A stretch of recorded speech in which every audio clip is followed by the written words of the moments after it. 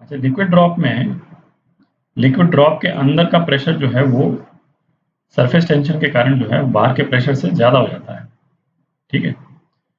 तो इंट्यूटिवली आप देखना चाहें तो भई आप एक तरह से देख सकते हैं कि जैसे ये लिक्विड का ड्रॉप है और जो अंदर के मॉलिक्यूल जो हैं वो इसको सरफेस को अंदर की तरफ खींच रहे हैं। है ना? तो एक तरह से आप फ़ील कर सकते हैं कि मतलब जो अंदर जो मॉलिक्यूल्स हैं, है ना? उन पे एक प्रेशर जो आ जाएगा एक, है ना? जैसे बहुत ही सिंपल एग्ज़ाम्पल दूँ, जैसे हम लड्डू बनाते हैं घर पे, तो उसको बना करके और हाथ से प्रेस करते हैं दोनों तरफ से, ठीक है? ये उसी तरह से है एक तरह से, वो अंदर से ही प्रेस कर रहा है ना? आउटर सरफेस को अंदर की तरफ खींच रहा है। ये तो इंट्यूटिव हो गया, बट एक्चुअल में जो है वो ये किस तरह से वर्क करता है उसको देखते हैं। तो ड्रॉप के अंदर के प्रेशर को हमने पी मान लिया और बाहर के प्रेशर को पी नॉट मान लिया, है? ड्रॉप यदि हवा में है तो एटमॉस्फेरिक प्रेशर हो जाएगा ये, ठीक है? तो अब ऐसा करते हैं, ड्रॉप के ना दो पार्ट कर लेते हैं, दो हेमिस्फीयर में इस ड्रॉप को तोड़ लेते हैं, तो ड्रॉप ऐसी दिखेगी। तो ड्रॉप के जो है हमने दो हेमिस्फीयर कर दिए, है ना? एक तो लेफ्ट वाला, ये राइट वाला। अच्छा, अब लेफ्ट वाले पे सरफेस टेंशन का फोर्स लग रहा है, कहाँ लग रहा है, कैसे लग रहा है? तो है ना, जहाँ पे भी यदि सरफेस टेंशन फोर्स लगाने की बात आए ना, तो मैंने पहले भी एक वीडियो में जो बोला था कि हम देखें, एक तो ये लाइन पे लगेगा, ठीक है? दूसरा पॉइंट है कि उस लाइन पे कोई सरफेस टच होना चाहिए, अंदर का कोई पॉइंट नहीं है, सरफेस को ही टच होना चाहिए। और तीसरा क्या था, नॉर्मल लगेगा, ठीक है? तो यदि लेफ्ट वाला सरफेस देखें तो इसमें लाइन कौन सी है, जो ये सरकमफ्रेंस की जो लाइन है वो लाइन है, ठीक है? तो इस पे जो राइट हेमिस्फीयर का जो सरफेस है, ये जो सरफेस वाली जो लाइन है, उसमें जो मॉलिक्यूल्स हैं वो खींच रहे हैं इस तरफ, ठीक है? जो सरफेस टेंशन का फोर्स लग रहा है उस पर, तो ये फोर्स जो है वो इस लाइन पे लग रहा है, ठीक है? इस तरह से ये मैं बना सकता हूँ, इस लाइन पे लग रहा है, ठीक है? तो सरफेस टेंशन के कारण लेफ्ट हेमिस्फीयर पे एक राइट हेमिस्फीयर की तरफ फोर्स लग रहा है, जो कितना होगा, है ना? फोर्स हो जाएगा force due to surface tension, तो ये एफ टी बोल देता हूँ इसको, ठीक है? Force due to surface tension ये हो जाएगा T into two by R, यदि इसका रेडियस आर है ड्रॉप का, T into two by R हो जाएगा, ठीक है? टी सरफेस टेंशन है। अच्छा, इसके अलावा एक और फोर्स है जो लेफ्ट हेमिस्फीयर को राइट हेमिस्फीयर की तरफ पुश कर रहा है, ठीक है? वो कौन सा फोर्स प्रेस कर रहा है, यहाँ पे पी नॉट प्रेशर है, तो पी नॉट के कारण यहाँ पे एक फोर्स लगेगा, इसको मैं एफ नॉट बोल देता हूँ, ठीक है?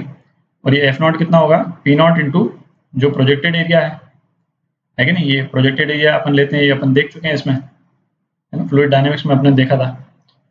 तो एफ नॉट कितना हो जाएगा, पी नॉट इंटू ये projected area pi R square. तो राइट हैंड साइड में दो फोर्स लग रहे हैं, एफ टी और एफ नॉट, है ना? तो एफ टी भी इस डायरेक्शन में लग रहा है और एफ नॉट भी इस डायरेक्शन में लग रहा है।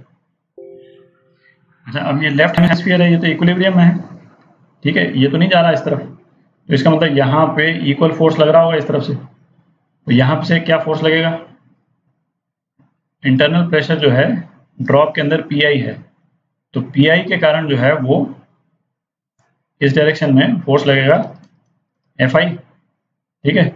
और एफ आई कितना होगा, पी आई इंटू वही प्रोजेक्टेड एरिया, ठीक है?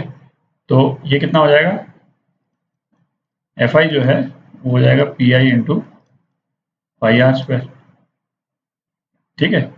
तो अब इक्वेट कर देते हैं इनको, तो क्या हो गया, two pi R into T plus P naught pi R square is equal to P I pi R square, ठीक है? तो कितना हो गया, P internal minus P outside, ये कितना हो गया, टू टी अपॉन आर, ठीक है? तो ये इंपॉर्टेंट रिजल्ट है,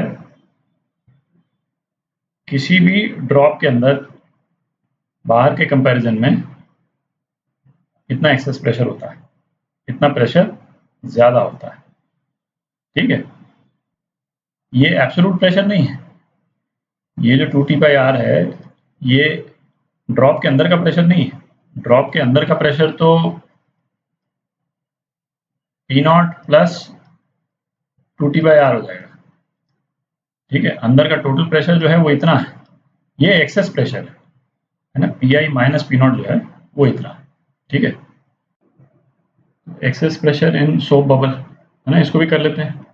एग्जैक्टली वही लॉजिक है, एग्जैक्टली वही तरीका है करने का जैसा अपन ने ड्रॉप के रिस्पेक्ट में किया था, ठीक है।